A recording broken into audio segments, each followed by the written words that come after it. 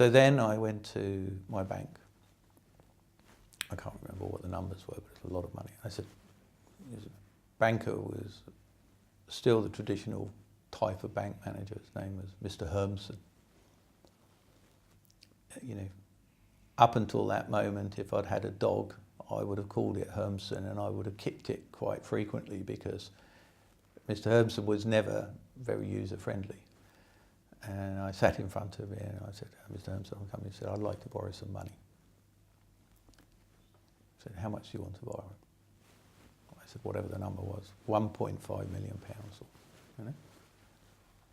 So he looked pretty motionless. I said, but before you answer, I said, I want to borrow it for 24 hours.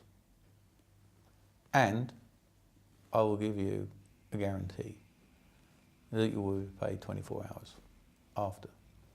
So I set the whole deal up. And for tax reasons, the deal was executed in Estoril, Portugal. It was complicated because of all the history of companies and this and that and the other. So there was a table full of documents. And all I could see in Teddy's face was he wanted to see whose name was on the cheque.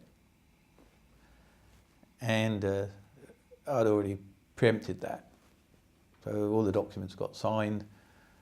Two lawyers sort of met and said, okay, all the documents, okay, payment, boom, and then he had a bank cheque, just a guaranteed cheque, you know, cashier's cheque, as it were. I could see the disappointment in his eyes, you know, because maybe he'd even thought at that stage.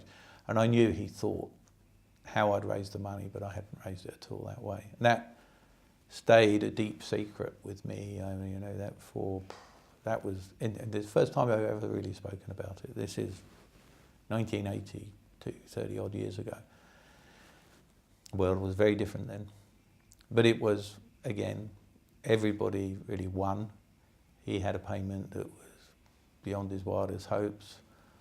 I owned briefly 100% of the company because I quickly sold some shares to